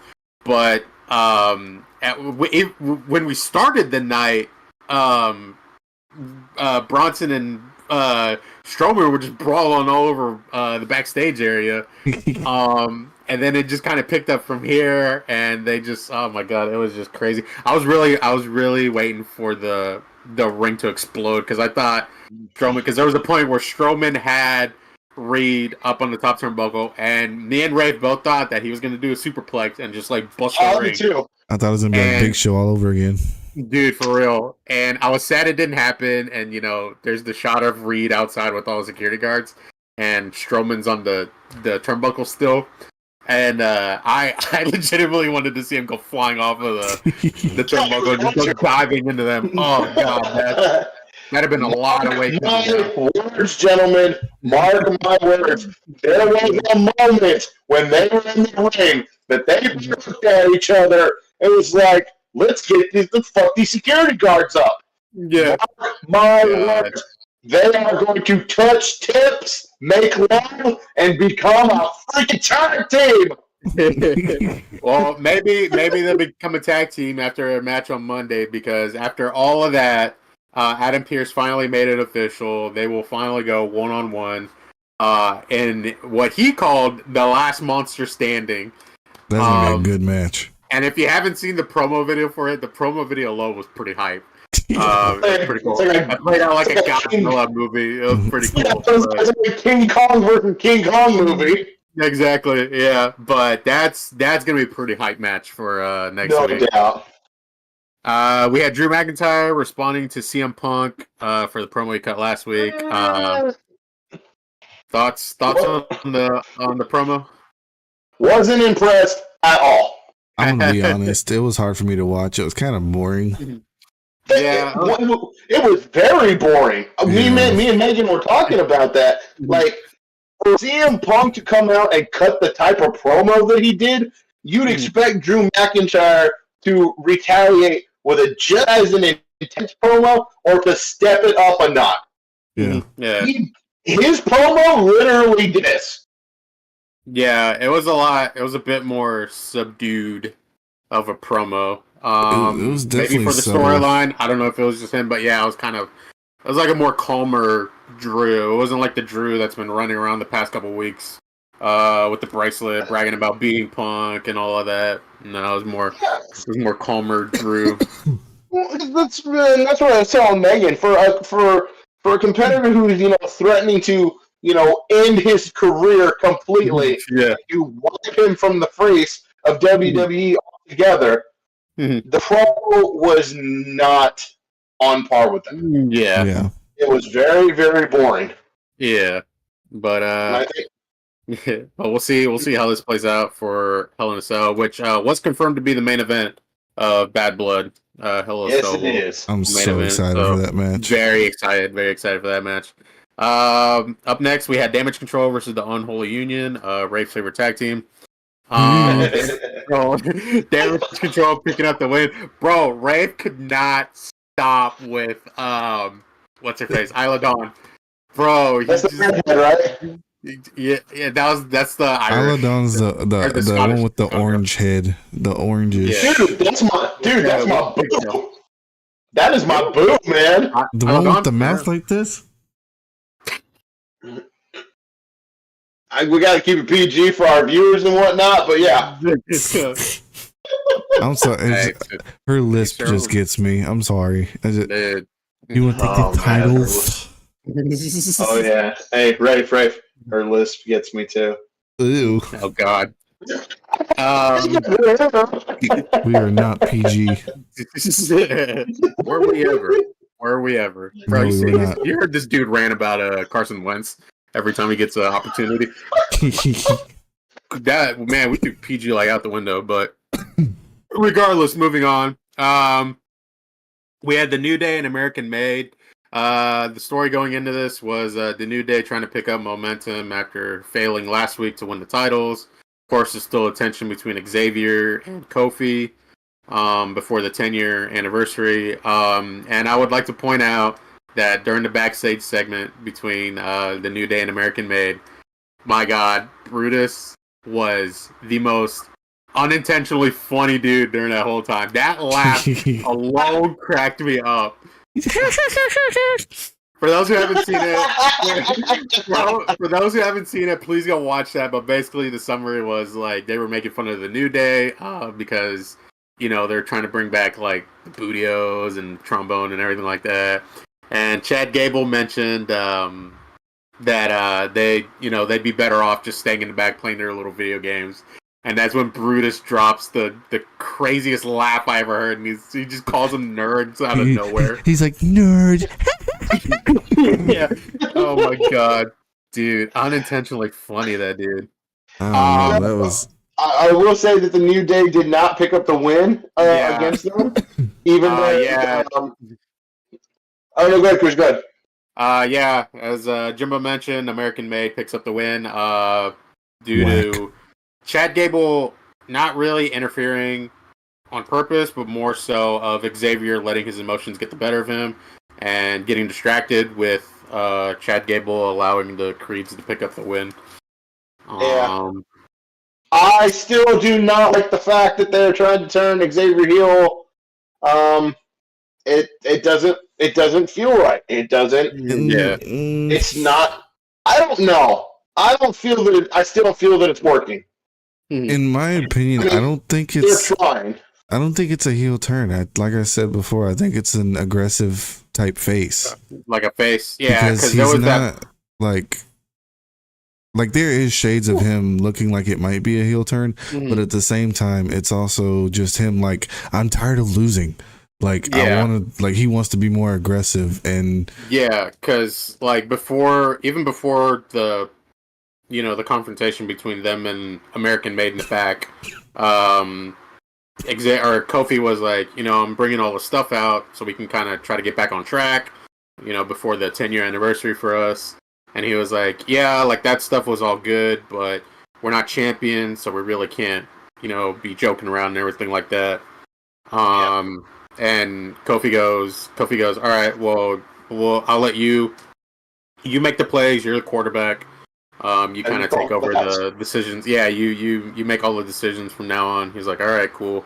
So then it led to the loss to American Made, and then we cut to backstage. Kofi's trying to talk to Xavier about what's been, what happened out there, and then we had Ray and the LWO show up, and Ray was trying to offer him some advice. about, because Ray was like, yeah, I know what you're going through right now. You're trying to get back on track.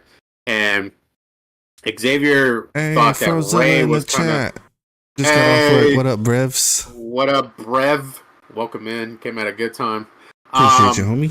Yeah. So Ray, was trying to offer him advice. Xavier thought he was looking down on him because Ray was a former world champion, and Kofi tried to, cut in saying, "Hey, why are you talking to Ray like this? He's just trying to give you advice." And he said the same thing to Kofi. You're a world champion. Why are you looking down on me? And so that led to them making an announcement for next week. It'll be Xavier versus Rey Mysterio, 1-on-1. So yeah, I'm curious where this is gonna go, and I think I might have sent it to you guys about Big E posting that he's getting exams for his neck surgery and everything like that, and seeing potentially where this could lead. A lot of people are saying, all positive vibes to Big E right now while he's recovering and just kind of relaxing. Yeah. Are we still on Raw? Yeah, we're still on Raw. We're talking about the New Day situation right now. I have something that caught my eye that I would like to. Oh God, bring forth? Is it about this or is it something else? Something else. Okay. I'm actually almost done. Then I'll hand it over to you. Okay. I know. Want to put out there. I know a lot of people were talking about Big E potentially coming back. It'd be cool if he did come back to wrestle. I know we talked about it in the group chat. That pop would be insane. If he came back to wrestle or even just be a manager, that'd be legit. A lot of people are saying the plan should be, if he does come back as like a manager and try to get these guys back on the same page. So the New Day doesn't fall apart this close to the anniversary, which would be pretty cool. That'd be pretty legit. Yeah.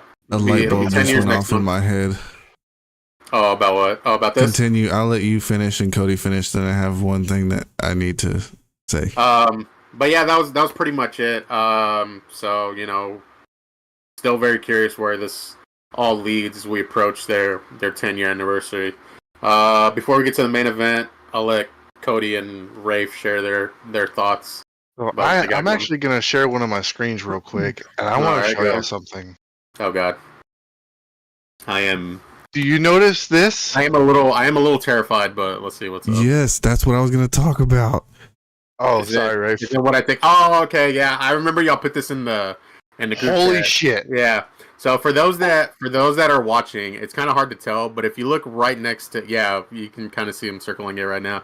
Right next to Liv Morgan is Alexa Bliss's old doll from when she was with the late great Bray Wyatt when they were the Fiend and doing the Firefly Funhouse thing and all that. Back would be grand. I agree, Fro. We're all waiting for Big E. Yeah.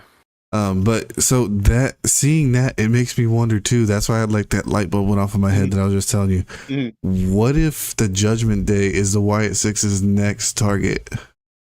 Everybody's been saying that because that was on there, and then there was a point where I forgot when exactly it was, but there's a point when I believe they're doing an interview with the Judgment Day. I don't remember who it was exactly, but I think you can see the symbol of the Wyatt Six somewhere in the background.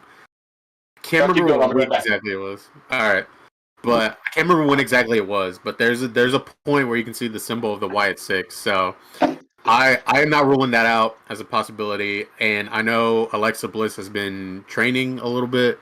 Yeah. And there's some word, I remember seeing it somewhere, and I meant to look it up before I hopped on tonight, but apparently she's planning for a return sometime next year. Maybe the Rumble, I'm not entirely sure, but it would be very cool to see her come back. And if she does come back, will she play a role with the Wyatt Six because as we saw the Lily doll right there, or is she going to do her own thing or what? But I am very, very curious to see where this goes. If this does potentially lead to a future Judgment Day Wyatt Six situation. And that's what Fro said. He Yes, said bro. Judgment Day versus White 6 would be crazy. It really would. That would. Oh my god, that'd be insane. I mean, and it works because you have Carlito, Finn, and JD, and then you have Dom and Liv, so that's 5. And then in the White 6, you have 5. You have Uncle Howdy, Dexter Loomis, Uncle Howdy, Dexter Loomis, Joe Gacy, Eric Rowan, and Nikki Cross. So it's like a 5 for 5. Yeah, perfect. that worked out perfectly. Oh man, dude, if they did it at WrestleMania or something, that'd be insane. God, dude, I can't imagine that White 6 entrance at WrestleMania. They're probably going to set it up to where, like, at some point, probably before Mania, they're probably going to be like, Start dropping hints. Yeah. Like Judgment Day's going to win a match or something, and then it just goes dark. Oh my god. And then the lights come on, they're all just laying there, just dead. Yeah, right. Like old school Undertaker, like sneak attacks. Yeah. That'd be cool. Yeah, that'd be legit. That'd be legit to see. But moving right along, we got, of course, the main event for the Intercontinental title, Jey Uso versus Braun Breaker. Oh my god. Very, very good match. If you haven't seen it, please go watch it. That was probably one of my favorite Intercontinental title matches ever. A couple of close calls, I will say. Yeah. But in the end, as you all saw the guys do it, yeets all around. Because Jey Uso finally did it after 14 years. He finally won his first singles title. He is our new Intercontinental Champion. I ain't gonna lie, boys. I got emotional. I did too. I'm not gonna lie, man. I straight up wanted to ball like a baby right there. Oh man, I'm so happy for him. He deserves it, every bit of it. Yeah, he absolutely. The way that he's lifted off his career since he, branched off of the bloodline is just, man. I'm so happy for him. This was definitely a well-deserved You had mommy victory. cheering him on in the back. Oh my god, yeah, mommy doing the yeet during his entrance. Yeah, that was pretty cool. And then everybody sending like congratulations. Like I saw Rhea, Damien, Cody Rhodes put out a tweet congratulating him. So it was cool seeing all the support for Jey for finally winning his title. I actually saw reports that there were a lot of people that were pissed off that they took the title from Braun so early, but from what I heard, there was apparently some backstage stuff going on with Braun that Triple H pulled the title from him for some stuff that was going on backstage. And that was like I heard that, but I also read that the reason they pulled the title off Braun is that they're going to try to go in with more of a aggressive face push for him. Yeah, that was another thought that I had as well. Yeah, because his face run in NXT was a lot more successful than his heel run. His face run in NXT was very entertaining, especially when he teamed with Baron Corbin after they won or during the Dusty Cup, and then the whole journey of them trying to win it was pretty entertaining. Which is funny because, they're supposed to be a heel, and then, and everybody ended up kind of organically just liking them after a while, so it was kind of hard to boo them. Yeah. But yeah, that whole run was amazing, so I'm curious to see where they go with this new version of Braun Breaker as a face now. Yeah, no doubt. But yeah, that's going to do it for Raw. I'll run through NXT really quickly. So this is actually the last episode of NXT on USA. Next week they'll be on the CW. Moving to the CW. Very, very big debut they got for CW. So we had Kalani Jordan versus Ren Sinclair for the Women's North American Championship. Jordan retains over Sinclair. We had Jimbo's favorite tag team, Grayson Waller and Austin Theory, making a visit to do the. Don't worry, they weren't there to wrestle. They were doing the Grayson Waller effect with the embarrassment from down under. They were there. Everybody's favorite Aussie, Grayson Waller. They were doing the Grayson Waller effect with the current NXT Tag Team Champions, Nathan Frazier and Axiom. They got into a little brawl afterwards. Hopefully, I don't think they confirmed it, but it'd be cool. It looks like they're gonna set up a match between those four guys. Yeah.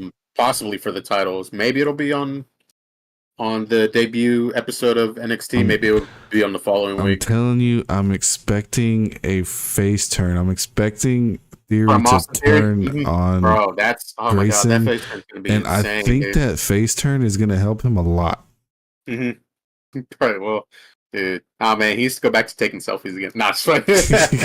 Bro, that selfie room was so weird. When he was McMahon's favorite fucking God dang, dude. I watched the like the whole like build up to him and Pat McAfee at WrestleMania a couple years ago. That was still Oh, that was remember so crazy that when Roman roasted him and told him, "Your daddy ain't here no more."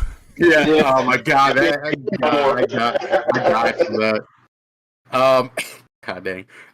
We had the Good Brothers, Luke Gallows and Carl Anderson versus Hank and Tank.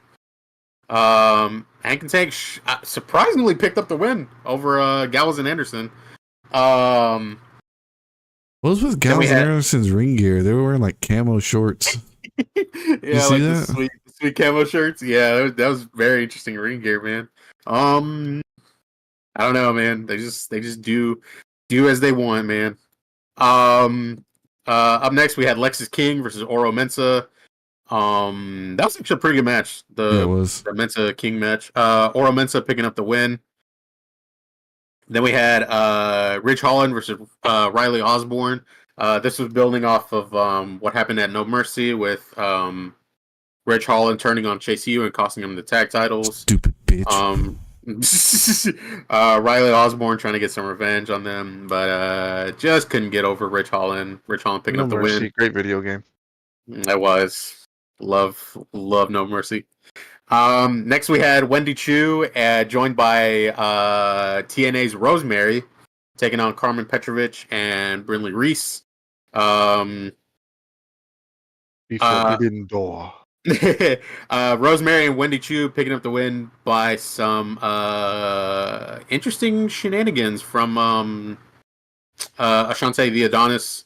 Petrovic getting distracted by what he was doing at ringside. I think he came out and gave a random lady in the crowd a rose, and Petrovic got distracted.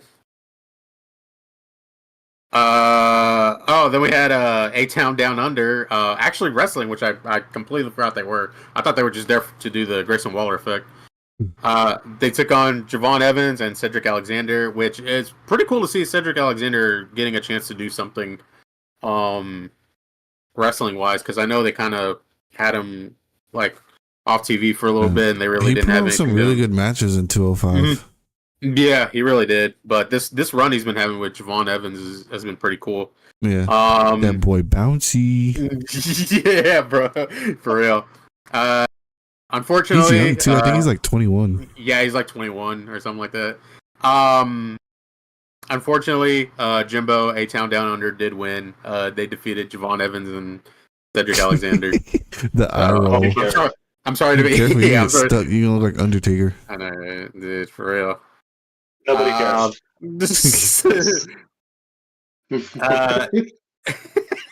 Then we had the show closing segment with the final press conference between Roxanne and Julia. Of course, they have their match next week on the debut on CW. CM Punk was there kind of to be a moderator. And then out of nowhere, first off, shout out to Funaki being Julia's translator, dude. SmackDown #1 announcer. Shout out to the GOAT Funaki coming back, because I know we always talked about whenever we watch the PLEs, like where he's always at. But yeah, it's cool to see him. It's cool to see him still with the company being Julia's translator. Funaki, SmackDown #1 announcer. Bro, he's the GOAT. He's the GOAT. After their stare down between Julia and Roxanne Perez, we finally got sort of a debut of Stephanie Vaquer from AAA, saying she's coming after the winner of that match. Yeah. So a lot of Dude, Roxanne walking around with a big target on her back right now. Everybody coming out the woodwork. She's so tiny. She is so tiny. She is small bean. Now we move on to SmackDown, which I kind of saw the highlights of. I didn't sit down and watch the whole thing, but I heard it was a pretty overall good show. It was decent. Let me see. Hopefully everything's in order here. We did have Cody Rhodes finally explaining his team up with Roman Reigns at Bad Blood. He finally gave his answer to Orton and to a certain extent Kevin Owens. Very interesting interaction between Orton and Cody for the whole team up between him and Roman. That was an interesting interaction. Let's see. Oh, then we had Bayley and Naomi for the number one contenders match for the WWE Women's Championship, which actually was a really good match. I actually enjoyed that one. Bayley picking up the win, so she will now challenge Nia Jax at Bad Blood for the title. We had part 6 of Andrade versus Carmelo Hayes. That's one of the ones I wanted to talk about. If you want to go ahead and start with this one, guys. I don't know about y'all, but I'm really enjoying these matches. They put on some really good. hella good matches. It's been really good, man. That's all Andrade needed, man. That's all Andrade needed, man. Was just a chance. They didn't give it to him in AEW, and now he comes back to WWE, and he's over here putting on banger after banger. Now, quote from granted, I have a feeling I know what Jimbo's going to say, and I most likely agree with him because I probably might too. Them having 7 matches like this, back to back to back to back, it can get stale. Because I mean, what more can you do in that many matches in a row? I think what it is that there were no stakes to this best of 7 series. Because Andrade got a title match in the middle of the series, but maybe if they did the best of 7 and first one to win 4 matches or however they were going to do it gets a title match, that would have made it a little bit more that would have given it more investment for people to watch it.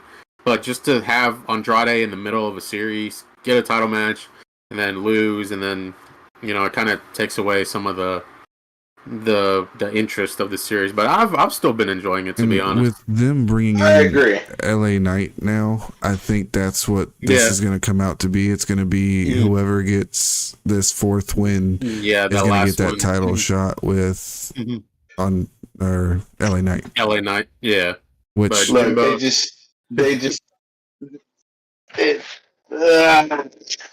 gone stale. Yeah. Honestly, I feel like it's gone stale. I mean, the first 3 or 4 matches were really good, and then the 5 and 6 weren't okay. But this last one it felt like kind of like they were pushing it in your face. Yeah, I agree with that. And I mean, given Andrade the title match was good and whatnot, he didn't win and whatnot, but I mean, just to have him go backstage and have a tussle with Carmelo Hayes again to put on match number, what was it, 6 this time? 7? Yeah, this was 6. 7. This was 6. This was 6. Yeah. To put on match number 6, it kind of just felt shoved in your face a little bit, and I'm like really growing bored by it. I mean, the only thing that made it the only thing that gave it some substance was LA Knight coming out and getting involved. That's the only thing that kept me interested for the sheer thought that they might go ahead and push a what you call it not a fatal 4-way, but the other one a triple threat. Yeah, a triple threat match for the U.S. title. Yeah, that's honestly, that's the only thing that's kept me interested in it. It looks, it does look like that's kind of what they're building towards.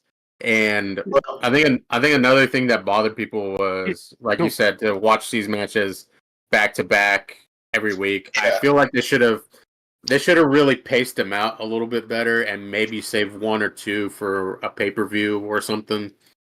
But I agree. And like I said, honestly, just with LA Knight getting involved tonight and whatnot, I feel like that's the only thing that's giving it like some substance to like push for the three-way match. That's it. Yeah. Other than that, I'm becoming a little bored with it. Yeah. But yeah, Carmella Hayes picks up the win, tying the series at 3-3 apiece. I feel like this is going to be the one or this last one is going to be where they finally set up a triple threat match between all three of them for the U.S. title. I hope so, and honestly, after that, it's done with because it's getting a little repetitive. Nah, bro, they're gonna do like Braun Strowman and Bronson Reed. They're gonna they're gonna become a tag team after this. Oh god. Up next we had Michin versus Piper Niven. Of course, Michin next week has a match against Michael Cole's favorite wrestler of all time, Chelsea Green, in a dumpster match. Michael Cole was all about Chelsea Green finally getting thrown in a dumpster. My God, Michael Cole, calm down, dude. That was awesome. Calm down. That was. Michin picks up the win over Piper Niven. And oh yeah, this was the main event. We had RKO, Kevin Owens and Randy Orton versus the Bloodline, represented by Jacob Fatu and Solo Sikoa, the Great Value Bloodline or Great Value Tribal Chief. Before you hit that, I wanted to mention what Michael Cole said about Chelsea Green. Oh God, I actually forgot what he said. He called her WWE's version of the Chicago White Sox. That was it. Yeah, that was it. Oh my God, bro, just dunking all over. I wonder if he's trying to start another rivalry like he did with like Bailey when Bailey and him did like the back and forth. I wonder if he's trying to start it this time with Chelsea Green this time. Man, that'd be really funny to see. Chelsea Green. I don't care what anybody says. That's the best part of her entrance. The announcers doing that. We had the Bloodline picking up the win. Solo Sikoa getting the pin over Kevin Owens. Post match, we had Randy Orton trying to play peacemaker between Kevin Owens and Cody Rhodes, and they end up hugging it out, like back in the day with Daniel Bryan and Kane. So very, very curious to see where this. And I will say there was one thing that happened. Yeah, exactly. They did announce that and had a little promo on it that AJ Styles will be returning next Friday. Yeah. So that was actually really exciting. Yeah, I saw they had announced a couple things. All right, at least what's confirmed for SmackDown next week is AJ coming back. Michin and Chelsea Green for the or in a dumpster match, and then I saw they announced a triple threat tag team ladder match for the tag titles between I think it was Street Profits, DIY, and the Bloodline defending. So pretty hyped for that. I hope they lose. Now Roman Reigns comes out and costs them the title. Oh my God, that'd be sick. Oh my God, that'd be insane. That would be so great. That'd be, man, if you really want to, bro, oh God, yeah. If he really wants to stick it to the Bloodline, yeah, just screw him out of the title. That would 100% do it. But yeah, that's gonna do it for this week on the action as far as WWE. Awesome. Well, guys, I think that's pretty much it. That pretty much sums up now. Yeah, that's it. Yep. Anybody got anything else they want to get off their chest before we go ahead and call it a night? Yes, I had two quick things real quick, actually, if that's all right. What's up? First off, all right. Well, moving right along. So first off, it has to do with the Viking Raiders, actually. So me and Rafe saw a kind of a little vignette video of some they're Nordic runes, basically. So apparently there is a rumor that they are going to come back soon, but they're going to go back to their old name of the War Raiders. Oh, that's cool. What they used to go to back in the day. Yeah, so pretty hype. Can't wait to see the War Raiders come back. And then jumping over to AEW real quick, I got two from AEW. AEW resigns Saraya, formerly known as Paige, for those of you that watch WWE. I believe she extended her contract by a year, so she has a year extension on her contract, resigning with AEW. Damn it. I know. I saw it too, and I was like, ugh. I was like, God dang it. Dude, I was really hoping. I was like, man, dude, the potential if she had come back. And then there was one more AEW thing. I had it pulled up here. And this one might be a little bit exciting. Oh, here it is. So apparently Malachi Black's contract is about to expire. I believe it expires the beginning of next year. Okay. And WWE is starting to show interest in possibly bringing him back to the company.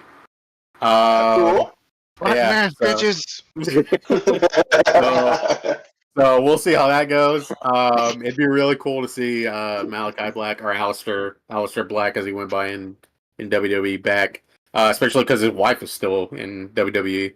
So maybe that's why he probably come back to WWE, just to be with Zelina Vega. But Potentially. yeah, we'll keep our eye out for Malachi Black and see where he ends up.